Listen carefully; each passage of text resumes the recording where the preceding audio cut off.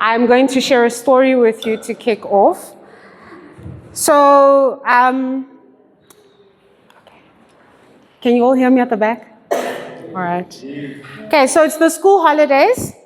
And like always, I'm off to spend the holidays with my grandparents who live in Mbalenhle, Secunda. I'm 13 years old.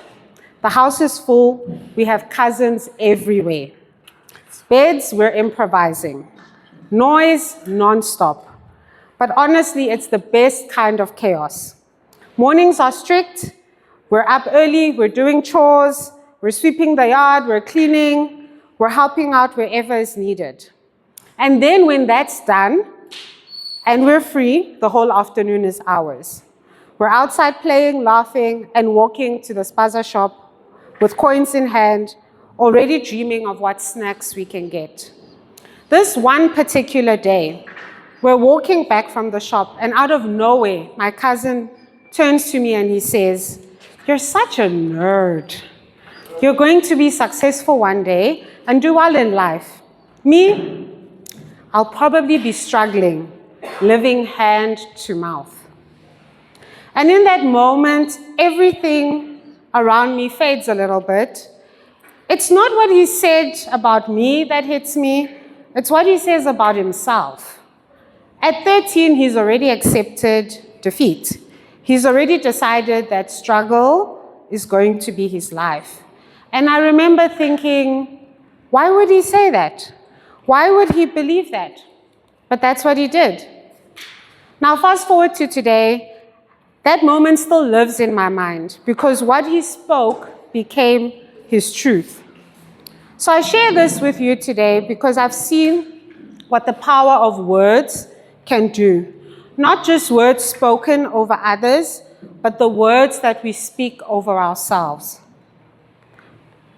You may not be where you want to be right now. Maybe things are tough, things are uncertain, things are painful, you've been disappointed, but we really want you to speak life. You need to speak vision, you need to speak possibility even before you see it, because today could be the day your story starts to shift. Today is one of those events that happen, I think, once a year. Some of you, you're here for the first time, some of you have done this before, but really, you need to be able to speak vision in your life. The reason why your leaders create these kind of opportunities is for you to see something better, to have a hope, to have a vision. And this year, the theme is around having dominion and taking action. So this morning, I landed at 5:30 in the morning.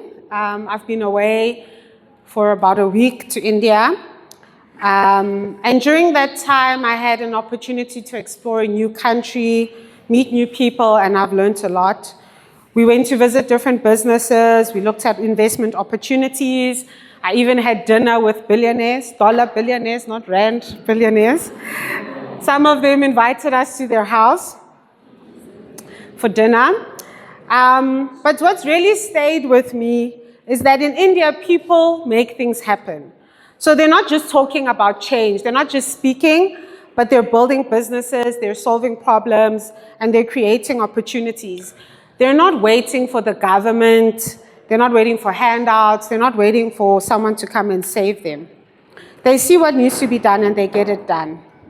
So I'm not telling you this story to impress you or pretend I'm important because I was having dinners with these people. I'm telling you because I want you to dream bigger for your own life. You don't need to wait for someone else to come and change your situation. You have the power to start changing your situation today. So God has blessed me with a career in finance, opportunities to travel, and achievements. But more than all of that, He has taught me to be grateful and to always aim for excellence. So when I do something, whether it's big or small, I give it my best because I don't just represent myself. Sometimes as Christians, people want to talk about Jesus, but they can't even do the basic things right. Someone gives you a task to do and it's just like, let me just get it out of the way. Let me just study to impress my parents. I don't really care about this thing. But what you need to realize is that you don't just stand for you, you're representing the God that you serve. And when you show up less than excellent, it's very difficult for people to start listening to you when you tell them about Jesus. Because they look at you and they're like, I don't know if I like this Jesus of yours who's maybe lazy, who's late, who doesn't show up, who doesn't honor their commitments. Laziness and greatness cannot live in the same house. And if you're a child of God, you really need to show up, not just talk, but show up in excellence in everything that you do. So in Colossians 3:23, it says, whatever you do, do it with all your heart as working for the Lord. One of the big things in my life that have come from one simple thing is discipline. God has given each of us a talent, but it's not enough just to have talent. You have to use your talent. The gap between knowing what to do and actually doing it, that's where most people fall short. Most people can speak, but they don't take the actions that they need to make a change. So today I want to challenge you. Be someone who shows up. Be someone who stays focused. Be someone who can get things done and do it with excellence. When I was in school, they used to say I'm too disciplined. I'm the one who does my homework. I stay focused. I don't follow the crowd. But even back then, I understood something that was important. Discipline opens doors. There will always be parties.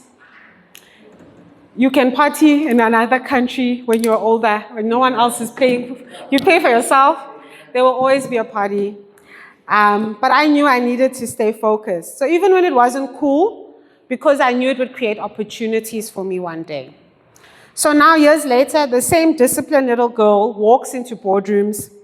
She sits at tables with kings and has a voice that's heard and respected.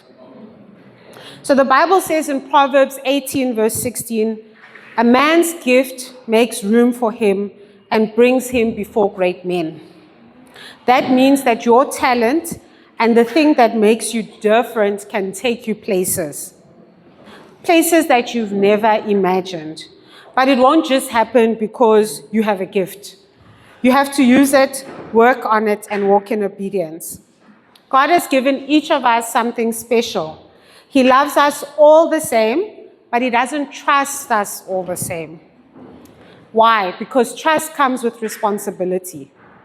So yes, God loves you, but can God trust you with the thing that He's given you? You need to ask yourself that.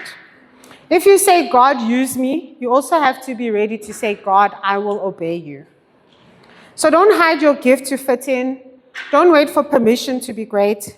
Be disciplined, be obedient, use what God has given you, because it can take you from the back of the classroom to the front of the boardroom.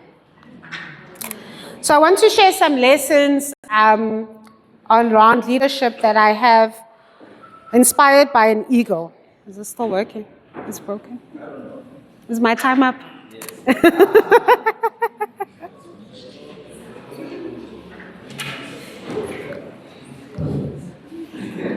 Is it? Okay, thank you. The batteries are finished. Okay. Okay, so let me tell you about an eagle. Have you all seen an eagle before? No? Yes? Who's seen an eagle? How big is it? Like this big, this small. How big is an eagle? Okay, it's a very big, if you don't know what an eagle looks like, please Google or ChatGPT or whatever that it is that you do. Okay, so eagles are very unique. They're not like any other bird. They carry themselves differently. They live on a level that most birds will never reach. And if you want to live a life of dominion, a life where you walk with purpose, you've got to start to learn to live like an eagle. So there are 6 lessons that I want to teach you from an eagle. Number 1, eagles fly alone, and they fly high. So you'll never see an eagle hanging around with sparrows, a duck, a dove, a pigeon, a parrot. They fly solo or with other eagles. And they always fly at high altitudes. So what can we learn about that? Not everyone is meant to go where you are going. So you need to stay away from people with small minds, people who gossip, people who complain, people who pull you down. Because if you want to go far, you need to choose the people that you hang around with carefully. Number 2, eagles have sharp vision. So an eagle can see something from 5 kilometers away.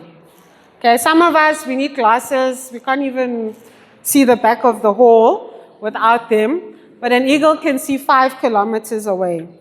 So it looks at its prey, and no matter what comes its way, it doesn't lose focus. So it's very focused on its prey. So what can we learn from that? Know what you want in life. Set a clear vision and stay focused, no matter what the distractions, no matter what the challenges or obstacles. If you don't have a vision, the world will give you a vision. And it probably won't be the life that you want. Number 3, eagles don't eat dead things. So if you've seen a vulture, vultures will come and they'll eat a dead carcass or something that's dead in the wild. Eagles don't do that. So they don't feed from leftovers. They go after fresh prey. So what can we learn from that? Don't live in the past. You might have made mistakes. You might have been hurt in the past. Don't focus on the past. All of that is behind you. Keep growing, keep moving. But also don't live in yesterday's victories.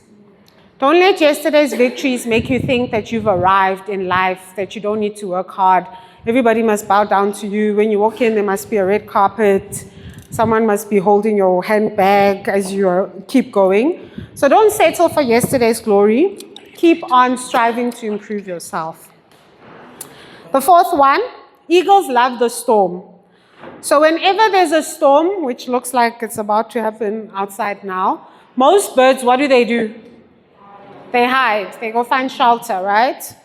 But not the eagle. So the eagle flies into the storm. He uses the storms to make him rise higher above the clouds. So what we learn from that is don't run from challenges. Run towards them. Your toughest moments can become your launching pad.